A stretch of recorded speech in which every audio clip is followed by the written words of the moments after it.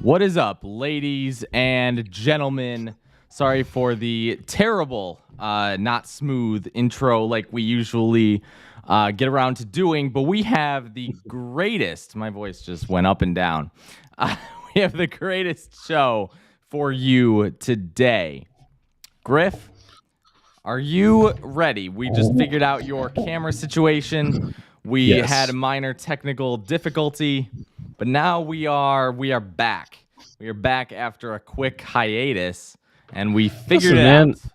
It's football off season. I'm not breaking down the Tigers every week. So I will. And so that is what I am here to do today. I am going to break down the Detroit Tigers because we need to talk about them today because the Tigers unfortunately only seem to make national headlines, relevance, trendingness when they do something.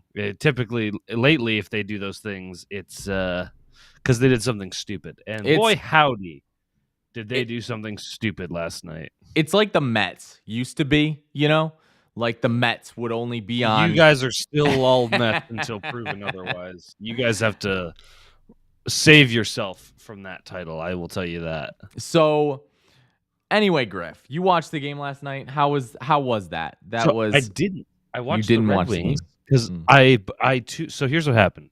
I was watching the Red Wings game. They got beaten by the Maple Leafs, but the Red Wings are like an AHL team at this point with how many people are just injured, and the season is one game left, right? Larkin's out. But I kept checking the Tigers score, and they were down 3-0. It looked boring, so I just didn't even tune in.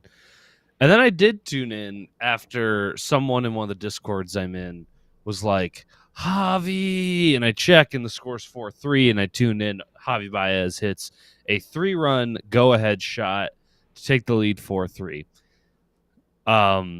It's the Tigers go down in the bottom of the 8th, and they're going to the top of they go down to the top of the 9th. They're going to the bottom of the 9th, and I was exhausted last night. Like, I did not sleep well the night before. So I went to bed, and I've been fighting this sinus infection, which is another reason why we haven't recorded the last 2 weeks. I felt like dog shit. I'm still getting over it, but I'm better now. Anyway, so I went to bed thinking, I'm sure nothing will happen. I'm like, well, worst case, they'll blow the lead, whatever. I wake up this morning to the text messages you sent me, to the Discord I'm in, freaking out over what happened.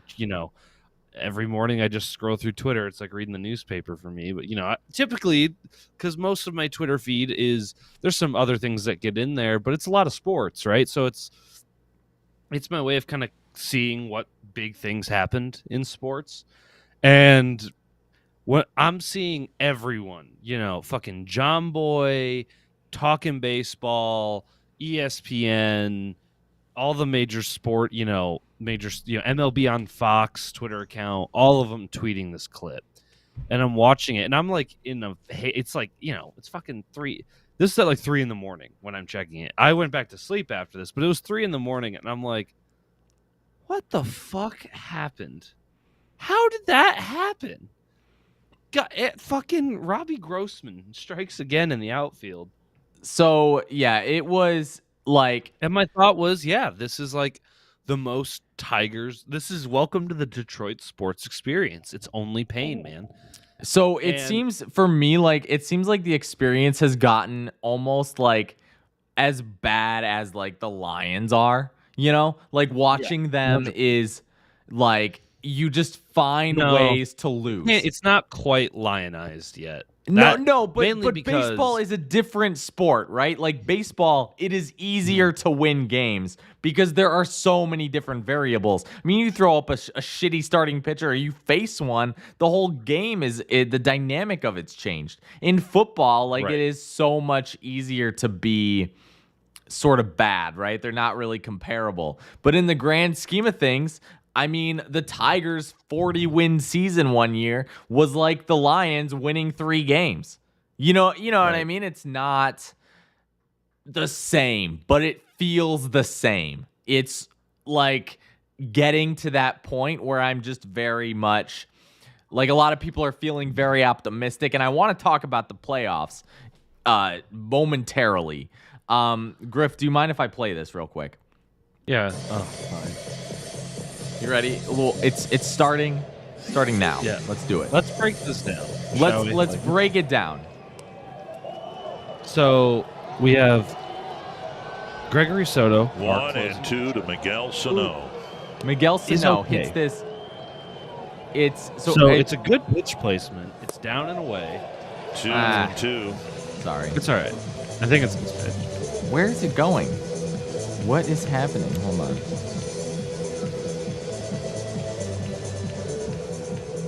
Here we go. Is this it? Is this it? This better be it. This is it. Looks like this is it. Yep, there we go. There we go. All See, right. should he not have caught that? Should he? I'm not seeing what you're seeing. Hold on.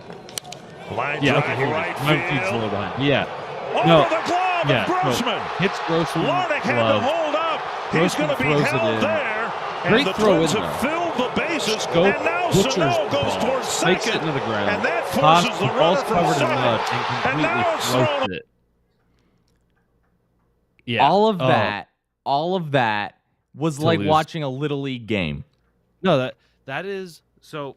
What I remember when I played Little League, the biggest thing coaches teach you is don't compound a bad situation. Right? If you make an error, just corral the ball, run it in. Right? They say run the ball into like your pitcher, throw it over a shorter distance so you don't make a mistake. And everything about that was just misery. So it starts with Grossman, who should Right. have made that catch. I watched it. I remember saying initially, like, it's a tough catch. I can understand why it's not an error. He's got to make that catch. It's a hard catch, but there's way harder. He got a glove on it. He's a Major League Baseball player. You have to make that catch.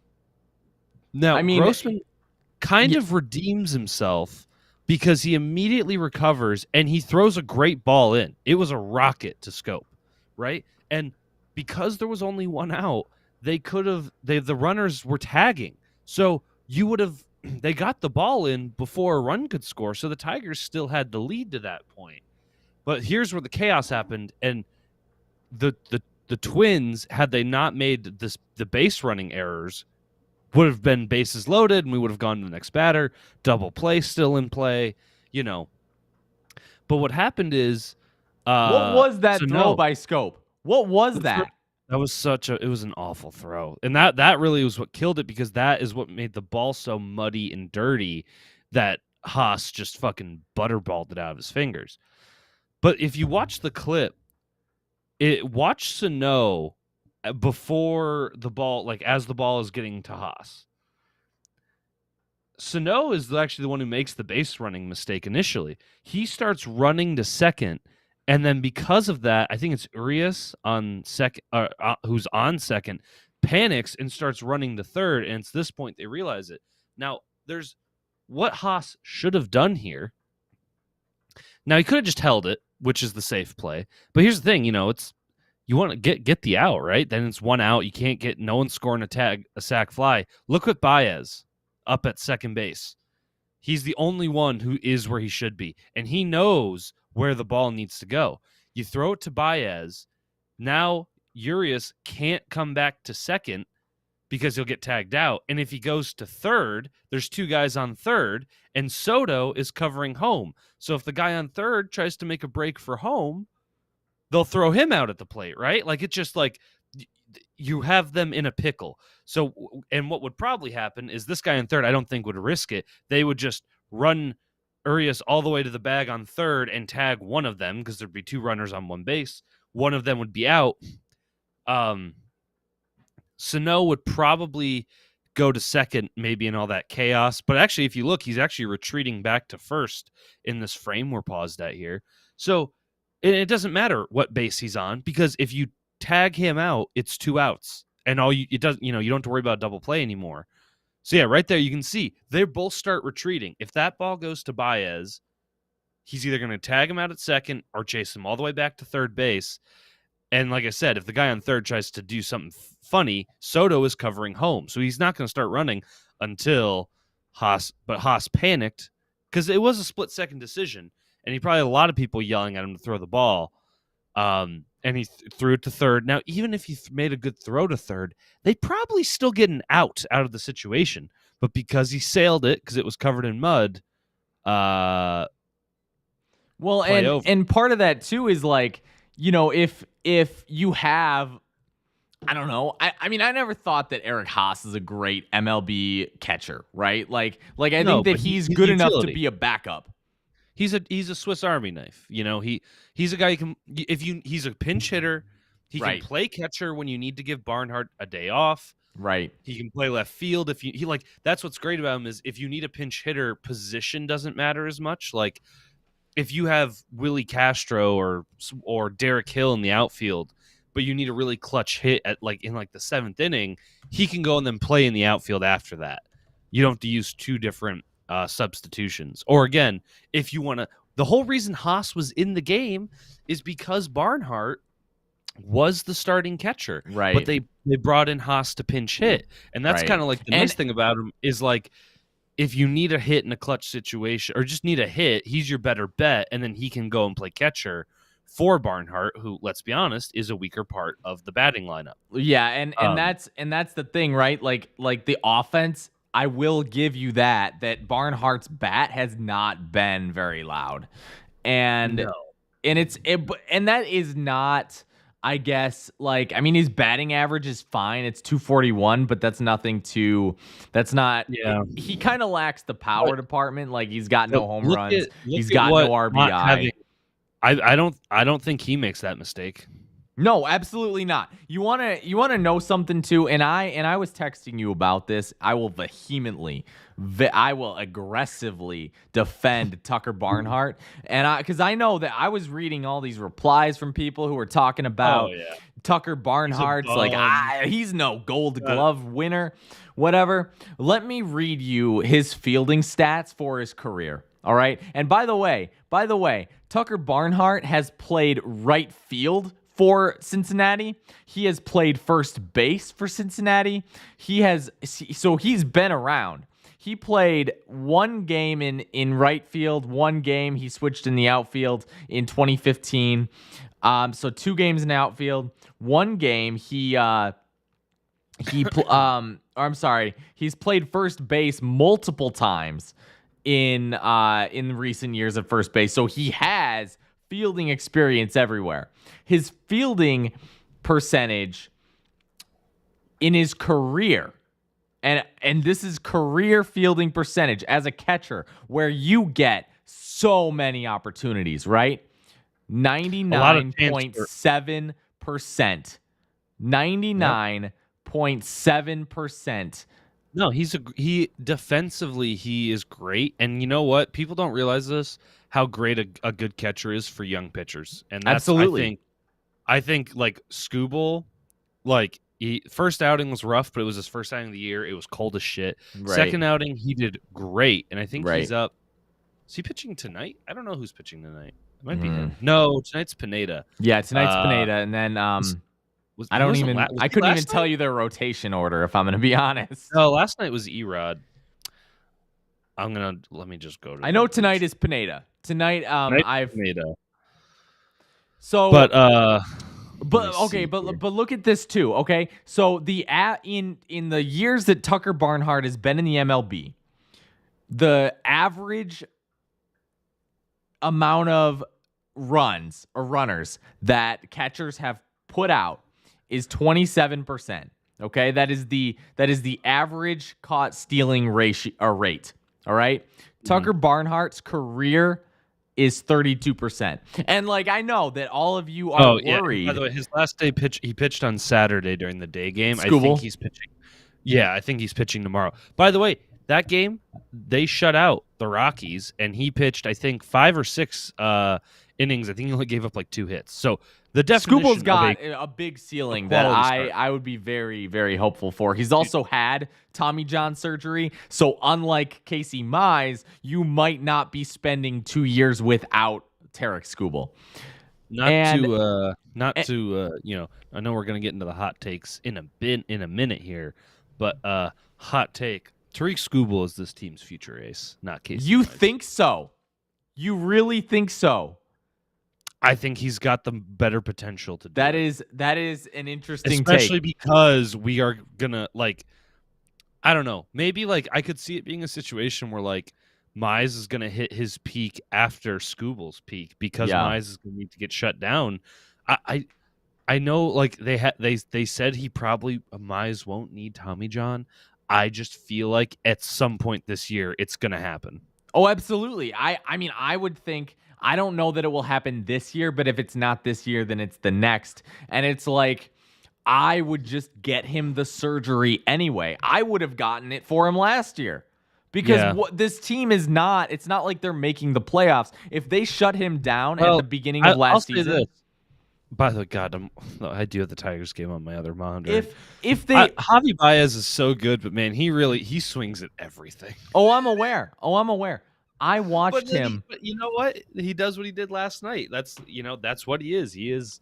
And I've told this boom or bust. story a million times when we were talking when Javi Baez was on the Mets. We were doing this podcast last year, and I remember watching a game, and it's even wild. It's more wild when you see it on live TV.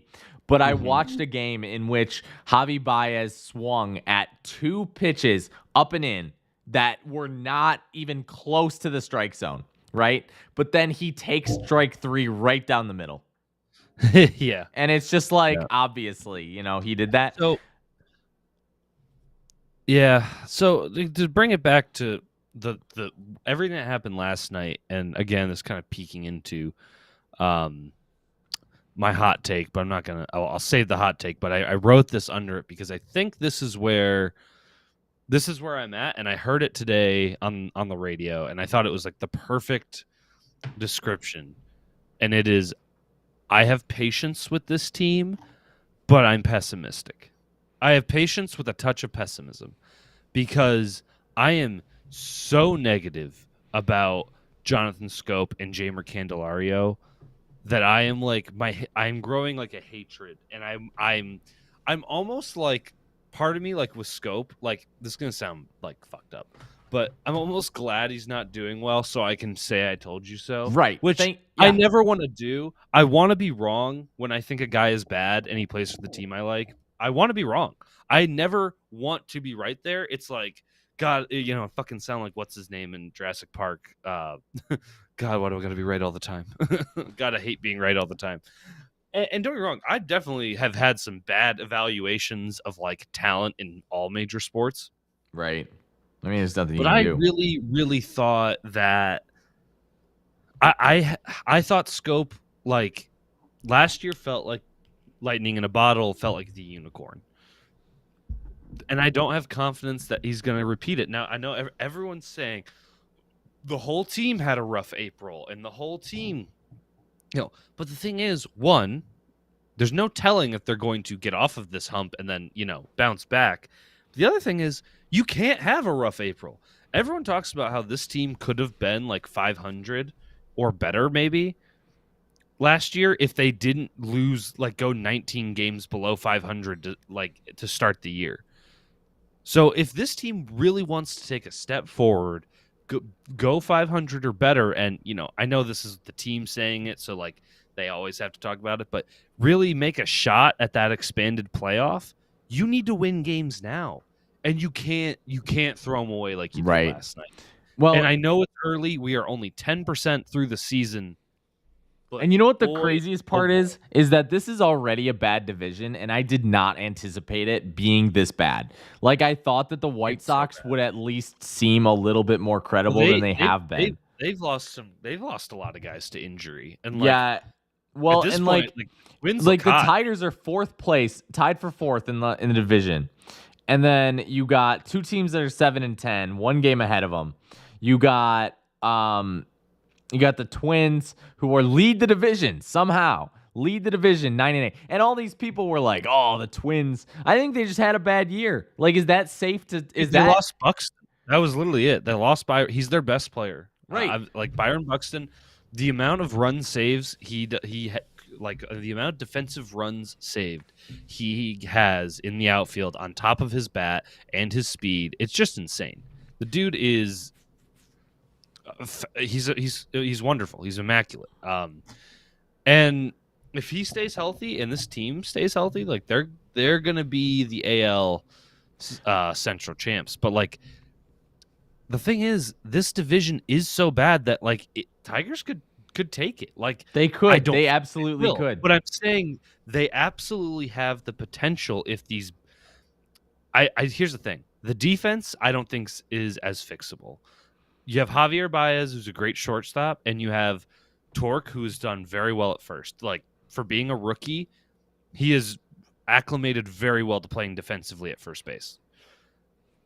And then you will get Green back in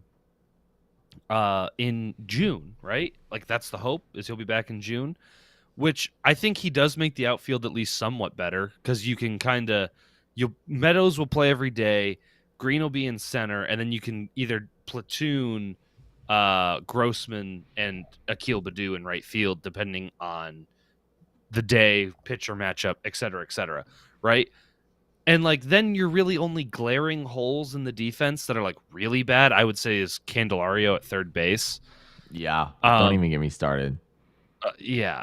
So, and like, 'cause Scope plays second, and he's a serviceable second baseman. Second base, I think, is probably the easiest infield position. Like, they're all like, it's MLB, right? Like, it's none of it's easy, but I would say it's probably the one. Oh you can yeah, have absolutely. Like, goal if you want to talk about baseball, when I played baseball, I played second base. shortstop is the Like, yeah. You know what I Second mean? base and right field. But Like- shortstop is easily the most important, and our best defensive player plays shortstop. And When I we've was already seen that benefit with Baez. He's made some spectacular plays. when I played baseball, my coach put me at third base once, and the kid that hit the ball to me tripped, and he still made it. If that is any indication of how athletic I was as a child, and They put me at first because I was really tall, so I was the one who could make the reaches for the really poorly thrown balls. And so I want to, and my hot take kind of blends in with yours, I guess, because I wanted to talk about my feelings about Detroit and how they're not, it's like I've been a lot of very cynical with this team. So right, I have to. but I went into this season because they brought Torque up and they were gonna bring Green up. I was like, all right, I'll buy into the hype a little. And it has been fun. Like, Torkelson leads the team in home runs. That's fucking awesome. Now, that's also a kind of shows how bad the team is. Also, Baez was off the team for a little bit. you can't rely on two rookies though, or a rookie right now. Absolutely no. And well, yeah. My issue right now is that the Tigers are like their homegrown talent. Like, do you remember when the Tigers had all those promotions and ads when they had like Maglia Ordonez, when they had obviously they just got Cabrera.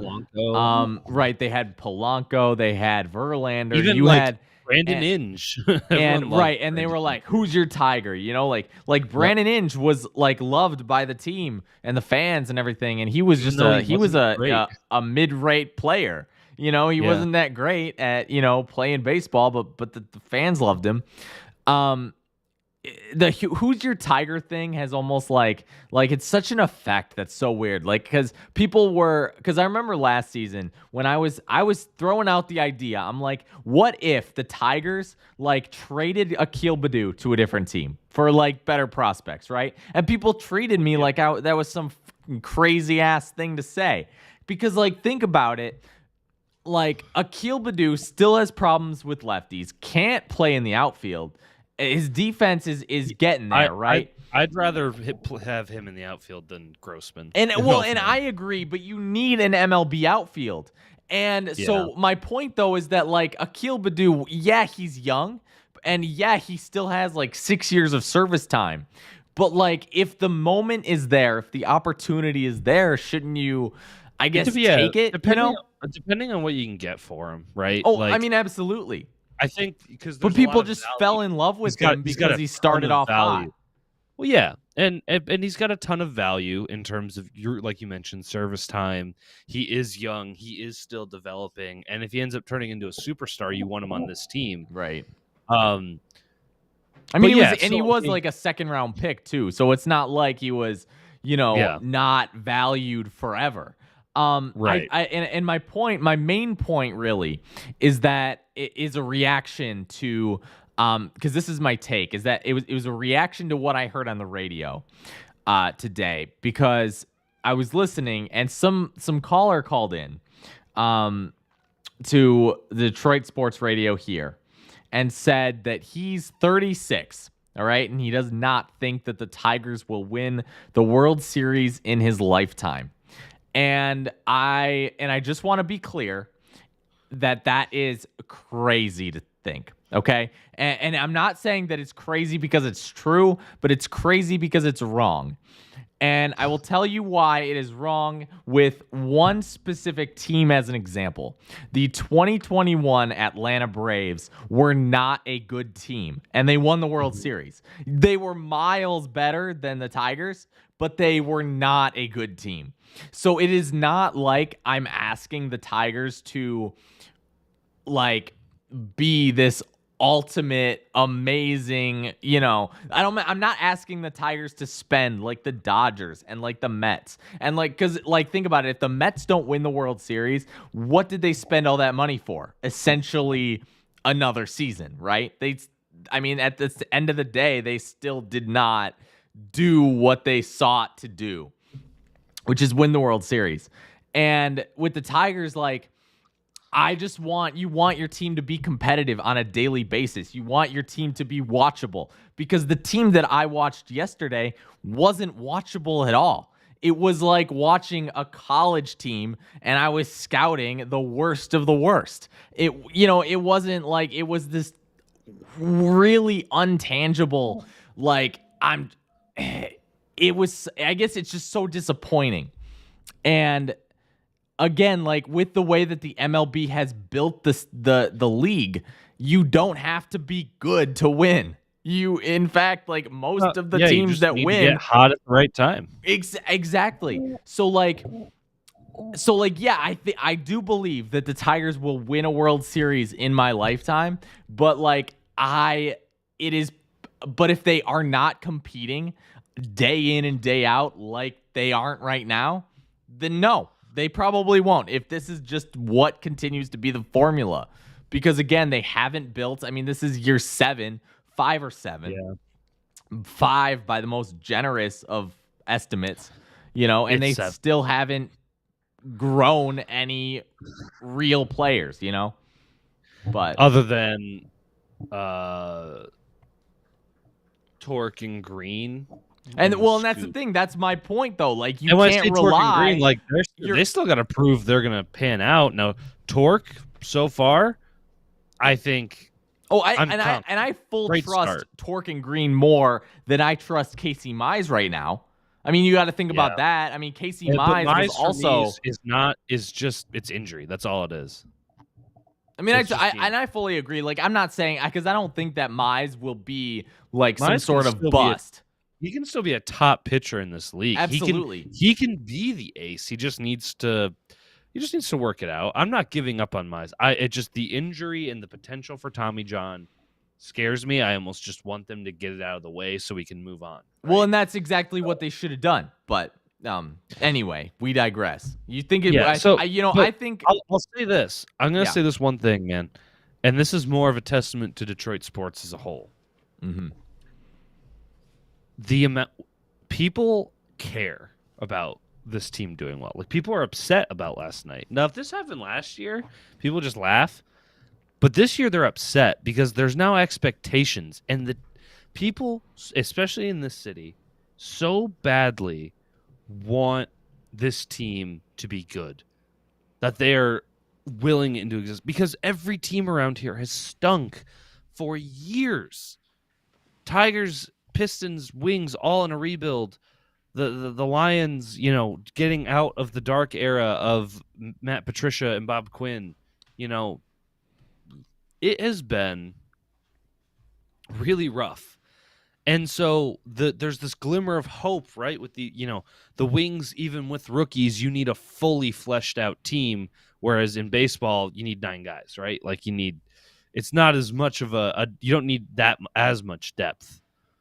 So, the Red Wings have this great hope with their rookies. The Pistons have this great hope with Cade, and now they're going to get a lottery pick this year. They're going to be picking in the top 3. They're going to get another stud. Between that and then the Tigers feel like they're ready to take the next step, go 500, be in the wild card hunt, and really next year, I think people are going to have the expectations of you got to make the playoffs. But depending on what they do in free agency, what they trade for, et cetera, et cetera. So I think they just the city just needs a win, and having a winner, they just want this team to be good. And I think it has the potential. It's just these bats, man. The entire team is Torkelson, Cabrera, and Meadows. And Baez is good, but or did I say Cabrera? I meant Torkelson, Baez, and Meadows. And Cabrera's been getting on base relatively decently, and Robbie Grossman, I mean, let's be honest, his biggest upside is his offense and his on base percentage in the leadoff spot. But the rest of this lineup is just man, over. They just can't get the fucking ball in play. They can't get on base. So I'm hoping they get it together. I'm hoping, again, I want to be wrong about Scope. I'm hoping he does something to prove me wrong. Oh, did Torque just hit a dinger? Oh, it went foul. Oh, that was close. Oh, I thought he did it. Thought it was number 4. It was a really good. I'm really impressed with Torkelson's opposite. Well, he's got a lot of opposite field power. I think that's what everyone's been very excited for, right? One thing Miggy was very good at. He loved going opposite field. He was really good at Miggy was I will put the ball somewhere based on where you give it to me, and could time his swing to get that. I am really hoping this season that we see Torkelson in the home run derby. That would be I be really sick. would love it. That would. I don't know sick. if he will, but man, it would be fun. Also, the other thing about Torkelson, this is the Torkelson fan appreciation podcast, apparently. But dude, he's the only bright spot I have on this team. Him and Baez, but I just really am excited about it because it seems like he's going to work out. But I really appreciate how patient he is at the plate. He has drawn 9 walks this year. Oh yeah, because his average is only 224, but his on base percentage is 350. He just drew another walk. Dude is an on base percentage king, and obviously I would love to see him put it in play, but we just saw he hit the ball well. It just went just foul, but he's not gonna swing at pitches that aren't worth swinging at, and that is for him to already have that good of discipline. Oh, it's just so huge, and I'm very very excited. Oh, I can't wait for Green to be up. June baseball, I think, will be really fun, but we will see. His on base percentage right now is 356. Yeah, I was gonna say it's a whole 10th higher than his batting average because it's from the walks. He has 9 walks. He just got his 10th. That's insane. His 10th walk of the season. That's crazy. So he's averaging like He's averaging 1 walk for every 2 strikeouts. yeah. Well, a little bit more than 2. 1 walk. He's averaging better than 1 walk every 2 games. That's crazy. Like, he has a better chance of walking in a game than not. Anyway, Brad, do we want to get into hot takes? And then we can do a little bit of a draft preview. I already show gave you mine. I think you have 1 more. Yeah, so mine kind of had to do with the Tigers. I said they're going to finish with a worse record than last year. And that's me being probably a little reaction. It's definitely me being reactionary. This team definitely has time to turn it around. But I really do worry about the defense, and I worry about the bottom end of this lineup with Scope and Candelario getting it together. Obviously, Barnhart, can he at least be a somewhat reliable bat down there? Can Baddoo kind of recapture that magic that he had last year? There's a lot of question marks, and I don't know if they do it. If they do, though, it'll be because of AJ Hinch. But that was my other one. And then I have another one about Cade Cunningham. So if anyone's listened to the show for an extended period of time, you'll know we're not the biggest basketball fans here. But you'll know that we do still follow the Pistons, at least somewhat. And my big hot take for the Pistons and for Cade is that Cade Cunningham, so not only did he not win Rookie of the Year, he didn't even come in second. He came in third. My hot take is him not winning Rookie of the Year is actually going to be better in the long run. And my reasoning for that, not really any sort of scientific reason. Most hot takes aren't. I think he's going to embody the Detroit blue, the Detroit mantra is like the going to work Pistons. We're blue collar. We're gonna get down and dirty, and we're gonna grind it out and get the job done. I think Cade is gonna, and it's also the Detroit versus everybody mentality, right? And which, whether right or wrong, it's a great mentality to have because it's a motivator. Whether it's right or wrong, it's a great motivator. It's, I think, why Michigan did so well last year. It was us against the world kind of thing.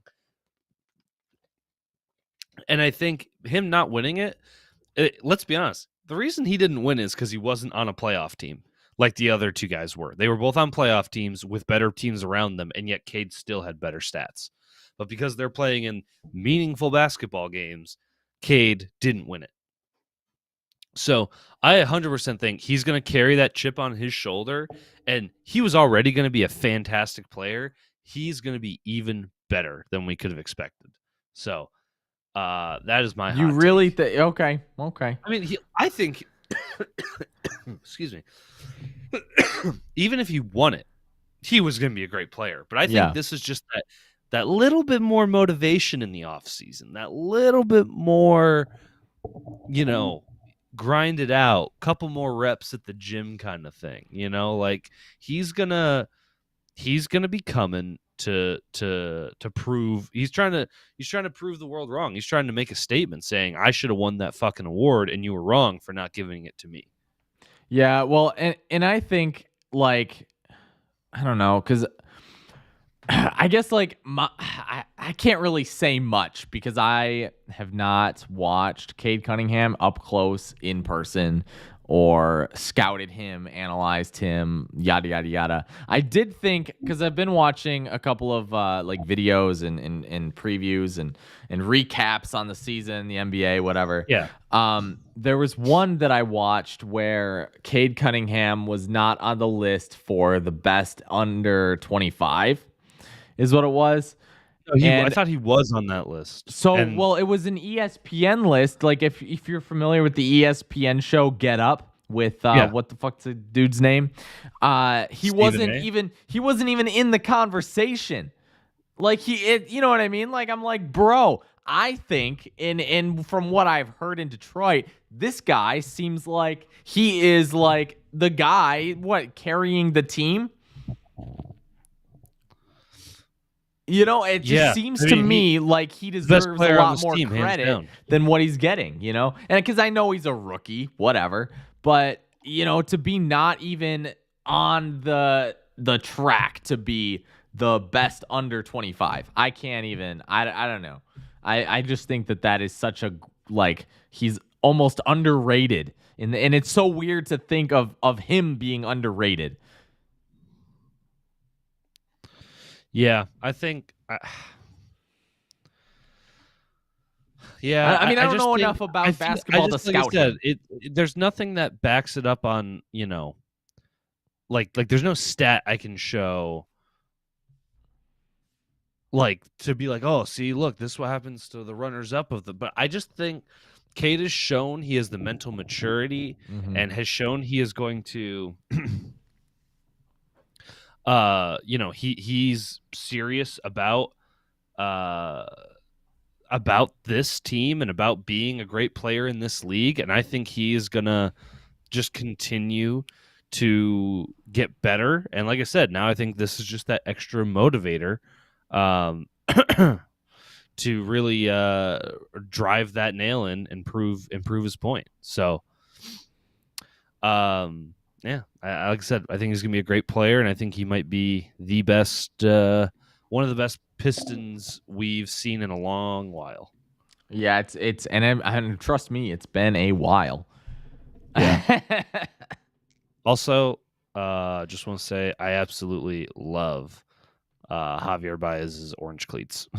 Yeah, they changed the rules a while ago, like a couple of years ago, I think it was 2019 or Mhm. something like that. They changed the rules where now like you can wear they used to be very like strict on what color cleats you could have and stuff like that, uniform policy.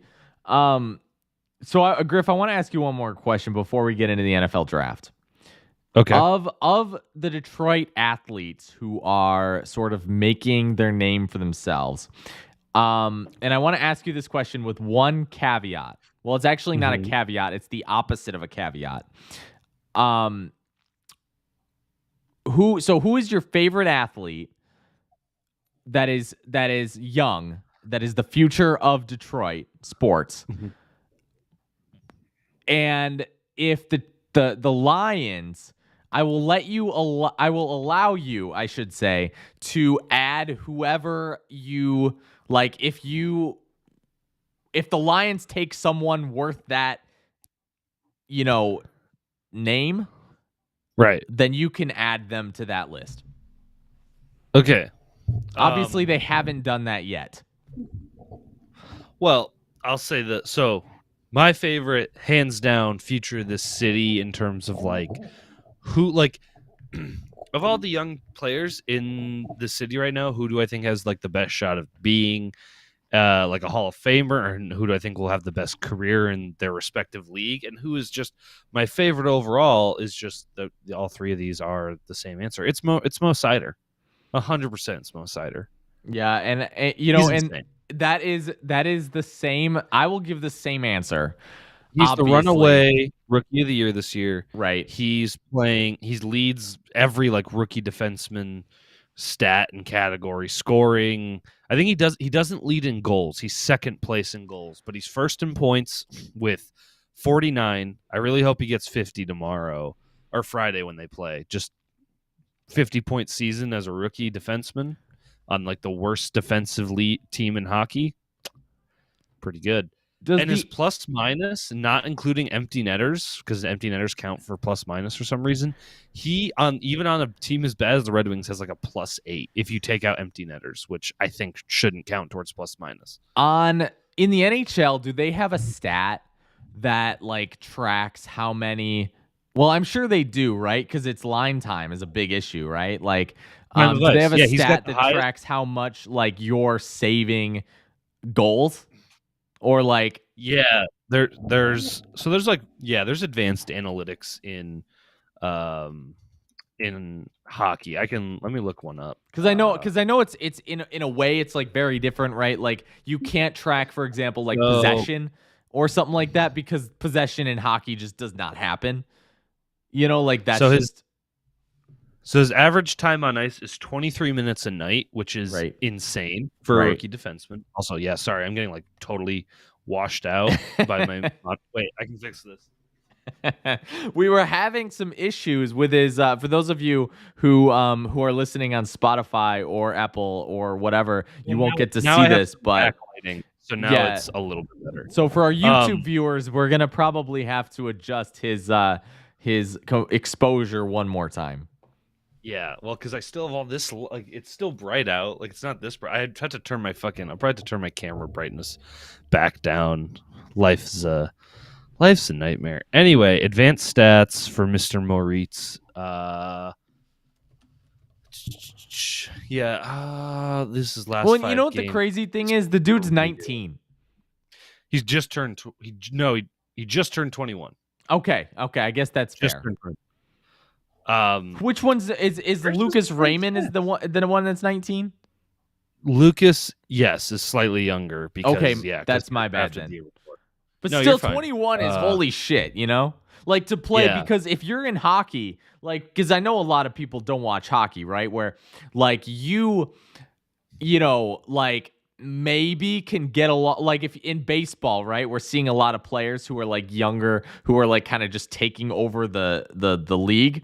In hockey, it's a lot different because you got all these older players, and being older sometimes you know, if you're in your 30s, like, you're still a physical guy.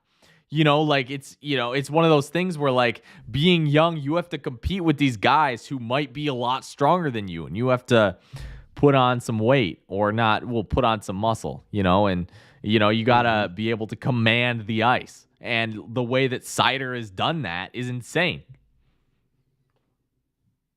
You know, the dude's a rock. He's fighting people, putting up fists, saving goals that obviously need to be saved. You know? Yep. I was gonna say his. I'm trying to. Yeah, NHL advanced stats are very weird. I even have a hard time understanding them. I You know know what's he's crazy like though out is that Mo pacing. Seider, five teams passed on him. They did, and remember when he got drafted, he was like, it was a controversy because people thought they took him too soon. Really? Wings fans were pissed. I remember, and all I could think was, it's Steve Yzerman. In Stevie we trust. God, this website is great. That is, yeah. That is, it's crazy. Like, he is. Oh my gosh. I'm like, because I'm just looking at he's what, so he's from Germany. And, okay, yeah. Because, well, I mean, he wasn't very highly touted. You know, like, he didn't have, like, a shit ton of, His like, big thing was all-stars. he didn't have a lot. His offense wasn't that good, but he's gotten so much better at that it's Right. like, not really an issue anymore. Oh yeah, so let's see. Corsi 4 at even strength. Above 50 means teams controlling puck more often than not when this player was on the ice. So they had more control. They had 47%, and then offensive zone facepucks took on the ice. Yeah, basically his stats all around show, and he passes the eyeball test too. He just has done very, very well. It's kind of crazy that he's done so well at such a young age. He's gonna win the Calder. He's the betting favorite. He's like minus 350 to win it. I would absolutely take him. But listen, there's a lot of really, really good rookies in this town, and it's very nice to see because it means we're finally on the up and up. That's true. So you did mention, this kind of leads into the draft talk. Is there a line who I think could take that spot that they draft? I don't think so, No. because I don't think the draft class is as strong. I think this draft class is weak. And I think that, like, because Well, I shouldn't say weak. I should say it's not top heavy. It's right, because a lot of the players that you're gonna take in the top of the draft are going to be your non-skill players, your like difference makers, right? Where they're not like Aiden Hutchinson, even if he's taken like overall, like he could make the defense better, obviously. I wouldn't be upset if, the Lions took Jordan Davis. That would be insane because, they're going to have a great run defense if that's the case. And But the passing league. well, yes, but Jordan Davis he could be that guy. They could also take Kayvon Thibodeau. Could he be? I hope they take Kayvon, and I think I'm thinking on. Here's my prediction. Hutchinson is there. Here is my prediction. All right.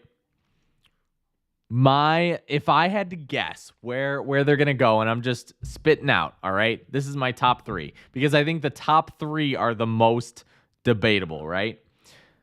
Mm-hmm. Top 3 for me would be Jacksonville takes Aiden Trayvon. Hutchinson, Oh, okay.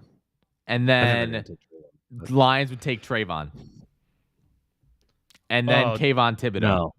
You don't think so? No. If the Lions take Trayvon Walker, I'm jumping out of a window. We'll be streaming You it. think so? I will jump out of a window. So if they then you take think Trayvon that Walker. Trayvon Walker will go? No, if Jacksonville takes Why don't you Aiden want Hutchinson. Trayvon Walker? Trayvon, because he wasn't even the best player on the defensive line on that. Then why team. why would Jacksonville take him? Why is everyone hyping him up? And they're trying to be the smartest guy in the room. Okay. I guess think- that's Here's true. the thing: Aiden's a very good player. I just don't think. I think he's got a way less chance of being elite. I think So do I. Thibodeau does. I think he will have. I think Hutchinson will have a great career. I think he'll have 6 to 7, 8 sacks a year, and be out of the league in 7 years. Very nice career. No gold jacket though, right? Right. I think Thibs. I'm not saying I don't think he's gonna be a Hall of Famer. I think he's got the better potential to be one though. Yeah. So I want and I think here's the thing. So if Jacksonville takes Aiden, I think 100% the Lions take Kayvon. But if the Jags take Trayvon Walker, I think the Lions might still end up taking Thibodeau, even if Hutchinson's there, straight up, which I will not be mad about at all. I'm not going to be that mad if they take Hutchinson because he's still a great player. I just have my preference. So There is part of me who, because it's like, and I'm not a strategist. I don't know, and because in a lot of this too, like, because when we're talking about this, right, we're just two people don't know shit who are basically trying to give our best. We don't have grades. Right. But isn't there's sort of a judgment rule, right? Or like there are metrics, I should say, that you'd like to think that you'd want to follow. When, like, for example, I don't think that anyone should ever take a QB out of the first round. I think that non-first round QB decisions are pointless. I'll do you one better. You shouldn't take a QB outside the top 10. Wasn't Patrick Mahomes taken outside of the top 10? I'm just saying as a matter of principle. So was Lamar Jackson. He was taking like 32. And that's true. And those guys are the exception, not the rule. Right. And you're right. And I know that a lot of teams aren't drafting running backs in the first round. And I wouldn't take a running back until unless it's a really good running back pool. I'm not taking a running back till round 4. I mean, I still wouldn't, even if you got a running back in it's say Kenneth Walker the third. I love not drafting him till round 3. MSU fan all the way, right?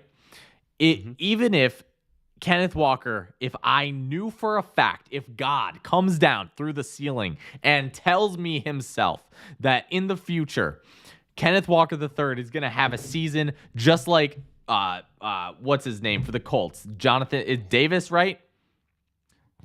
Well, if I knew that he was going to have a career like that, a season like that, I would still not take Kenneth Walker III until maybe early second round, mid second round.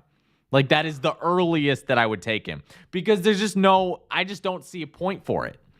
Like the running back, it's a passing league. You're not going to need him.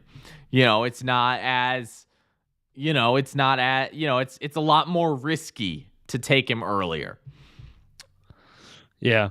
But there are rules that you subscribe to when doing these sort of mock drafts. I think that a lot more this year is going out the window, or you might see that. I think that that's a possibility where you see a lot more of that go out the window, or teams try to play it maybe more safe than they might in other years, because I don't think that there's a confident, like, I would just rather a team like the Lions, like if a team that I'm following goes the route of just trying to build a solid team, I don't give a shit where the pick is. Like if the Lions, that's why, like, I wouldn't care if the Lions took Jordan Davis, because as long as they are trying to improve, if Davis improves the defense, then I'm fine with it. Like, it's not like, I don't think that the 3rd pick in the draft has more value than the 7th pick. And just don't take a corner. That's all I say. Just don't take a corner. Yeah, and that's really it, I mean, positional value, I don't think the corner's worth it. I want like, this is the weirdest draft I think I've seen in a while, because it's so weak at the top, but it's got like really good guys throughout the 1st and 2nd round. Like starters, right? Like, you got a lot of starting caliber players, but no one's like elite. I think the first 3 picks, it's a total mystery. Like, I think the Lions are taking an edge. I have no fucking clue what Jacksonville's going to do. They could take a tackle still, for all we fucking know, but I think they're going to take. I mean, they could take Jordan Davis. And then Houston, who the fuck? I don't know what the Giants and Jets are thinking. I don't know what Houston's thinking. Like, they all have so many needs. Like, who the fuck knows? Well, and I'm thinking the Giants might trade their 2nd first-round pick. I could see it, depending on who wants. If Carolina doesn't take a QB, I could see the Steelers going up there to get Malik Willis or Kenny Pickett, whichever one they want more. I could 100% see them trying to do that. I mean, that makes sense for them. What they're trying to give up, don't know. Yeah. Between that and, like, I think this draft is going to have a lot of defense and wide receivers with some offensive tackles, but we're going to see a shit ton of defense in this 1st round. Like, a lot of edge rushers, a lot of linebackers, a couple safeties, a couple corners, and a lot of D linemen. Like, we're going to see a lot of D linemen, whether it's interior D line or edge. It's going to be a lot. I think there's only going to be 1 quarterback in the 1st round, maybe 2, but I think we're only going to 2, because I think maybe a 2nd team gets desperate. It'll be Willis and Pickett will be the only 2 guys that go in the 1st round. Yeah. Fun fact, 2013 was the last time, almost 10 years ago, when only 1 QB went in the 1st round. And that quarterback in that draft was E.J. Manuel. Really? So, it's been a while. Maybe there's a reason why most people aren't taking quarterbacks. Like, if people aren't taking quarterbacks in the draft, it means it's a bad draft class. Like, it's a little anecdotal, but I think there's some relevance to that. Yeah, and I saw that coming with just the college landscape too, right? Like even Alabama, their best QB is a sophomore. I would say that he's probably the best pick next year. Right. Yeah. I obviously he's not coming back for a senior season at Alabama, and he's got like a couple growth things that you could do, and I'm expecting him to be like Joe Burrow. Next season, I think Alabama is going to be the #1 champion just because they got a QB Bryce Young, right? That can play the fuck out of the ball. I think that there's no doubt that Alabama isn't going to win the championship. Yeah. And I think that Bryce Young's going to be the #1 pick. I honestly, like, right now, I can throw my hat in the ring. Give me money. FanDuel. Take it. Not an ad. Probably good odds to put down now. But yeah, I think the other interesting thing about this draft is there's been reports that only 15 to 18 guys, like, if based on different reporters talking to different GMs around the league, there's only 15 to 18 guys that are getting like, a lot of teams only have 15 to 18 guys on their big board as 1st round grades, meaning they only have half the, like, 16 people out of 32 slots that they think is worth using a first round pick on, which tells you even the back end of this first of the first round is going to be a little crazy, because I think we're going to see people making some reaches just because the value isn't there. And I think there's going to be people trying to trade out of the first round to get more second round picks. But what I want to see the Lions do, and I think other teams would be smart for doing this, I'd love to see them get a little bit aggressive. I would love to see them take 32 and 34 and trade up into the mid-teens, into that 14-15 range. Because according to the draft value chart, which is, it's by no means an exact science and a perfect indicator of value. But if you go by the draft value chart, the 32 and 34 pick adds up to a little over 1,100. The 14th pick overall in the first round is worth 1,400 points. So would Baltimore be willing to trade it? Who the fuck knows? But I would absolutely give up one of those picks or both of those picks in order to move up and get a guy there, whether it's maybe you go and get Jordan Davis in that spot. Maybe you get Kyle Hamilton because he's still there. Maybe you get Drake London if he's there. If there is a guy on if I'm Brad Holmes and there is a guy who was in my top 10 on my big board and at 14-15, he still hasn't been drafted yet, I'm going up and I'm getting him. If I truly believe this guy should have been a top 10 pick and I can trade up and get him at 15, especially knowing the end of this first round doesn't have nearly as much value as it normally once might have, I'm absolutely making that trade. Now, and don't get me wrong, the right guy's got to be there. Or if you really think there's two guys towards the end of that first round that you think can both be really good quality starters and that's more valuable in trading up, that's fine. Different philosophies. But I think getting aggressive and getting an elite difference maker, a guy like Jamar Chase, a guy like Micah Parsons, as opposed to just getting a guy who's a nice starter, who's a good example? Someone who's good, but just never really like a Kwity Paye, former Michigan edge rusher. He's done really well in the Colts, but he's not winning player of the year, rookie of the year, anything like that. You're not getting that level of eliteness, which I really, like I said, to me, that is worth giving up that second pick and getting the extra pick.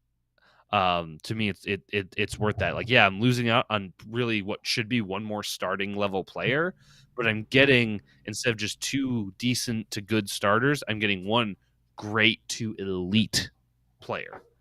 So that's kind of my thought process going into tomorrow. The Lions take an edge rusher at 2, either trade up with those 2 picks or just take best player available, whether it's a receiver, a safety, a linebacker, whatever you can get.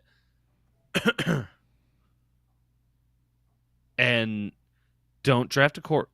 Okay, if they draft Malik Willis, I won't scream about it.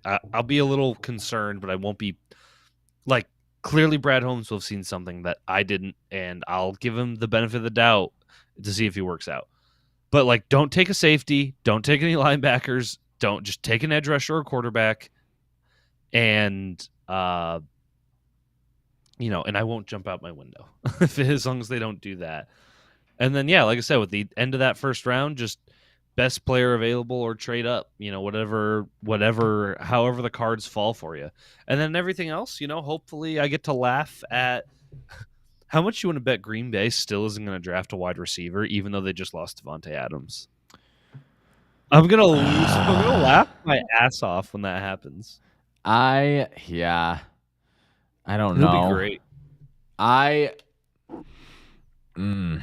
That would be. I really love. I think who would you say would be the best? Who's the best team to watch suffer? I really like watching Jets fans suffer, which You probably really do. isn't Even fair. though the Jets are not great. But they've won a Super Bowl, so I don't have sympathy. So it's. I like I watching guess Jets it's not like with the Lions or like. I like watching Packers fans suffer because rivalry. Love watching Cowboys fans suffer. I mean, that's the Cowboys have tip of the actually iceberg. drafted somewhat well lately. Like they got the best one, probably second best player in the draft last year in Micah Parsons. Yeah, that's true. Yeah, I don't know. My two are like Green Bay or the Jets is a big one because I don't understand the people that root for the Jets. Like Jets, Jets. I like of the teams that like if I were a New York team or New York fan, I would definitely root for the Giants. Absolutely, 100%. Like just because, the Giants haven't been like relevant since like if not for Eli Manning and that like run he had, I don't think the Giants. I mean, they snuck their way into 2 Super Bowls and beat Tom Brady twice. Yeah. I think that is anything else. I don't know. I just think that like that is something that I don't know. It seems like it's easier to root for the Giants than it is the Jets. They got a dumb name, dumb logo. Like just tear down the team and give me a new one. Logo. I don't know. It's a football that's green. What is that? You look like the Boston Celtics, but different. Oh my God. Yeah, it's green. What other teams are green? I mean, the Jets has a few permutations of their logo that I actually don't mind. Well, whatever.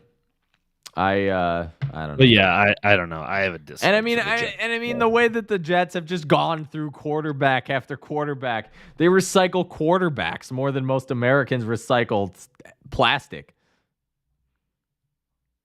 You know what the Jets do? The Jets wish cycle. That's what the Jets do. The Jets wish cycle their quarterbacks. They're like, he might be good. Yeah. That might work out. Just and hoping it all works out. It's not. We haven't really got you anything else, but we'll just throw you in and see what happens. Yep. It's a pain. Like in my opinion, I think that the Jets fans have it worse than the Lions fans because at least the Jets fans at least the Lions fans sort of like, I don't know, like they just never done anything. Like with the Jets, I feel like it's possible, to do something. With the Lions, it's like, I did want to say something too, because I know you mentioned Brad Holmes, and I know that like. I don't understand people like I know you're talking about having some hesitancy with him. I don't understand. I am all in on Brad Holmes, 100%. Like as someone who lives in Michigan, like I think that Brad Holmes can do a good job. Oh, I mean, I think he can do a good job. I'm just, I'm not going to be. I'm not willing to give anyone in the city the benefit of the doubt except for Steve Yzerman. That's true. Steve Yzerman's That's true. proven he can be a GM in the NHL. He's the team he built is currently going for a 3-peat in Tampa Bay. Yeah. I mean that's true. That's true. That's true. I will say that I am a lot and you know this, but I'm a lot more hesitant with Dan Campbell than I am with Brad Holmes. Just because Brad Holmes has at least something in his job description that he has done before. Like he drafting guys. Dan Campbell never called a play before the thing, and we all saw how that panned out. He lost a few games doing it. So, you know what I mean? Like it's already affected his job. I just don't like, even by the greatest of comebacks, like Matt Patricia was already way in over his head, and he never earned my respect from day one. Whereas like with Dan Campbell, like I was a little nervous at first and you already got me off on a bad start. Now I'm already a little bit more pessimistic about it. Yeah. I don't know. Maybe the Lions. I just think like, again, he's got to prove it. And this draft is going to do a lot to prove it. You think so? Yeah. When the Lions finally do take a QB, I'm really wondering who it will be. They're either gonna draft one next year, or they could draft Willis this year. I just don't think it's gonna happen. I think they're gonna draft one either next year or trade for one next year. Huh. How many? Well, it's too early to say. I do want to. Who do you think is the first QB taken this year? Malik Willis. You think it's going to be Malik Willis? Okay. What if a team gets greedy and takes Kenny Pickett? Pickett. I could see Carolina. Like it'll either be Carolina takes Pickett or Pittsburgh's trading up to get Willis. Because here's my thing is when I look at the who's available. Malik Willis is the risky choice, right? I mean, you got to take a risk to win.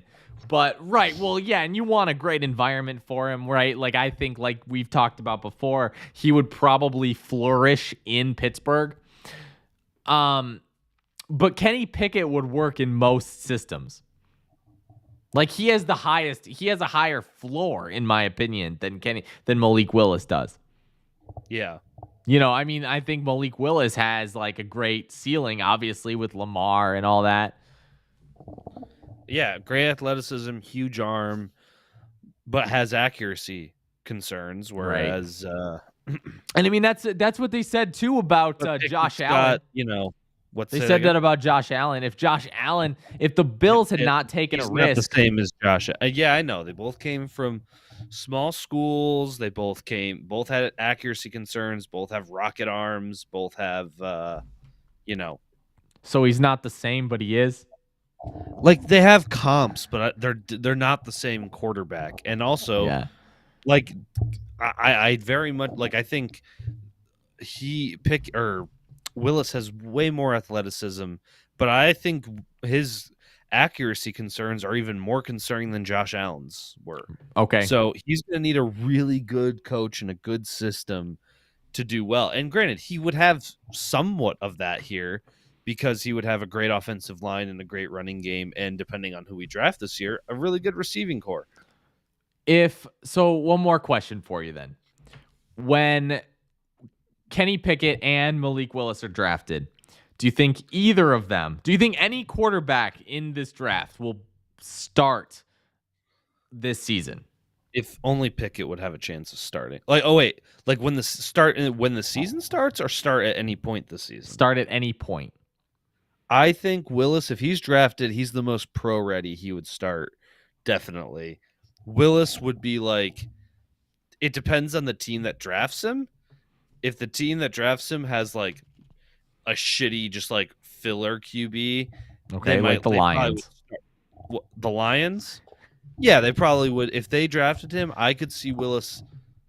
He probably doesn't play this year, if I'm being honest. If he does, it's like maybe a game or two after Thanksgiving. It would be late in the season when we're either playing for something or we're just letting him get some game reps in. Huh. Very interesting. It's just so weird. You know, I mean, I wish, if you're asking me, I wish I was my grandpa and I was in Las Vegas with Aiden Hutchinson's family watching Aiden Hutchinson get drafted. Hopefully not to the Lions. I don't know. He's not even a Lions fan. He grew up a Patriots fan. He's a Patriots fan and a Michigan fan because I assume it was a Brady thing. That's very possible. That's how it was for me for years. Pick the two bigger powerhouses, You pick a team that's always been a winner. Yeah, you pick the Patriots, and then you pick Michigan, who they used to be winners. Yeah, but in what sort of way? You know what I mean? Like, yeah. I mean, like the 90s. Yeah, they were right. I mean, those were wasn't alive when that was happening. Right. But he's younger than us. That's right, and that's totally true. That's totally true. So I just mean other than this year, and the Michigan pick isn't like it's not like they were like, oh, they're always it's not like you picked Alabama. Right. Well, and a lot of people they always. He's actually a big reason why Michigan even had any relevance this season, and good for him. That's true. And good for him, doing everything he can to bump his draft stock up. That right, was all. I don't know where he would have been drafted without I guess like If he the didn't only have the year he did, he would have only been he's a second rounder at best. so Aiden Hutchinson. When you talk about his NFL draft stock, do you think that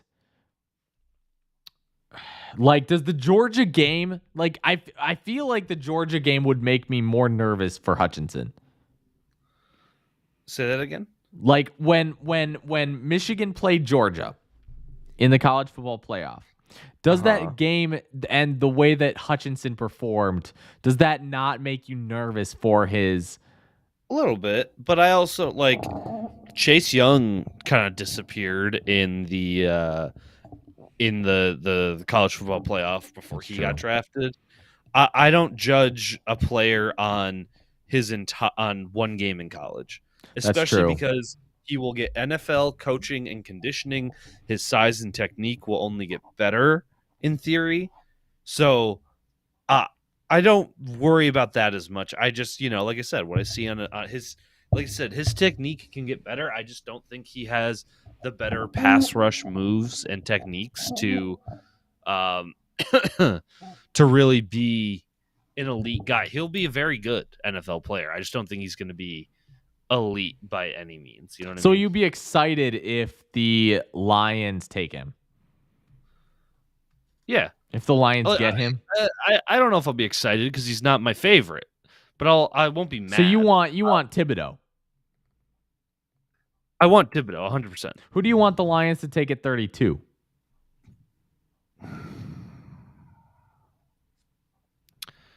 Trade up. I want them to trade up. You want them to trade up? I want to get them to go. Remember, I want them to trade 32 and 34, trade up to like 15 and get Devin Lloyd, linebacker, or Drake London, or whoever they have is like ranked in their top 10 on their big board. Right. If you're forcing me to stay there, give me. I want a receiver and a linebacker. I want like a Christian Watson and either like Daxton Hill or Lewis Sine as safeties, or I want I can't think of the linebackers who are being mocked there, but one of those guys. I want. And now, if they go all defense with those first three picks, I'm also not going to be mad about that. If they go like linebacker, edge rusher with the first pick, linebacker, safety, not going to be mad one bit. I do want an explosive receiver, but I'm not mad about it. Huh. Well, I am excited, Griff. Very it's gonna be a good time. Listen, it's the Super Bowl for Lions fans. And, you know what we should do? No. We should break down the MLB draft when that comes on. Never gonna happen. I'd rather no jump off. I'd rather jump off of. Before we wrap up, I really want to talk about this conversation I had with my grandpa. I have to share it with you. I have to share it. So, because I've mentioned, right, that so my grandpa's to spare him the privacy, he is seeing someone, it's a good time, and that person is allegedly in Aiden Hutchinson's family. So he is spending that time with her, right? And so he's with the family right now. And it's very exciting. But my grandpa is a very interesting person, and he love him to death. But when I called him, because I had to pick something up from his house, so I called him today, and I asked him like if he's home, and he's like, "Nah, son, I am poolside in Vegas." And I am like, "Okay, you're drunk and I don't understand it. Your life is more fun than mine is." Anyway, the funny thing though is he told me he's in Vegas, and then he goes on to say what it's for, and he said he's going for the Heisman celebration. Like really got me for a second there. because obviously it's the NFL draft. And I asked him if that's what he meant, and he's like, no, I'm going to see if Aiden Hutchinson is going to win the Heisman. And I lost it at that point, and I was like, okay, Grandpa, have fun. That was the extent of my phone call. So, just so you know, he is according to him, he is in Vegas with Aiden Hutchinson's family waiting for the results of the Heisman ceremony, which came out in December.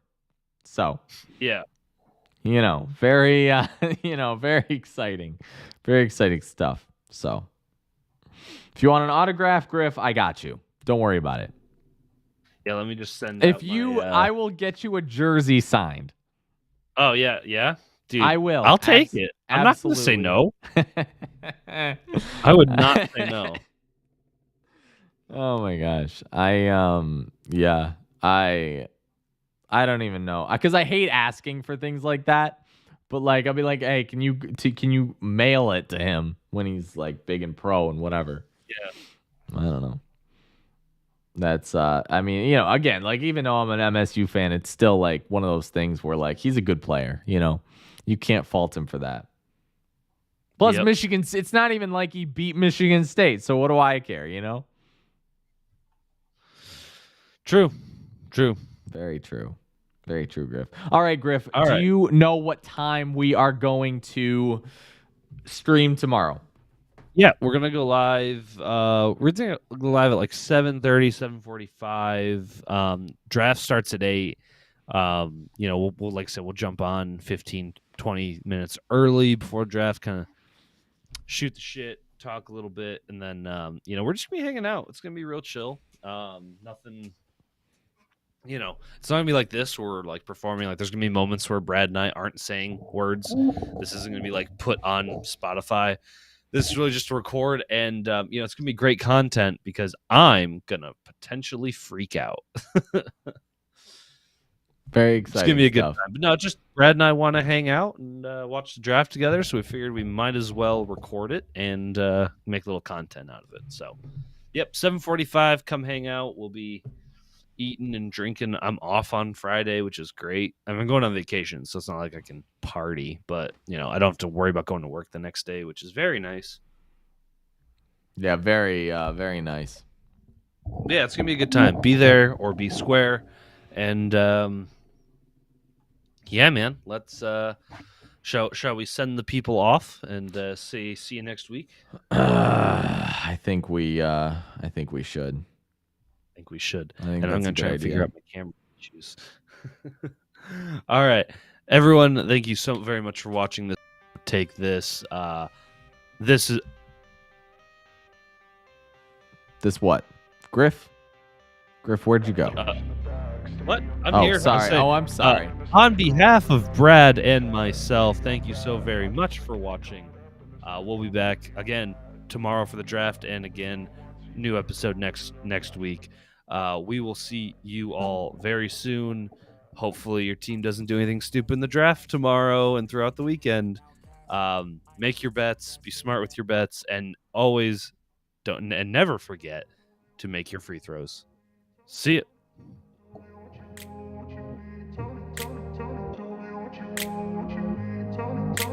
I grew up in a place where they told you what to chase, told you how to run the race. Every move was on the page, but I didn't like their way. Had to fight and misbehave, had to find a way to change, had to leave to find my way. Caught up in a daydream, I beat my mind up there.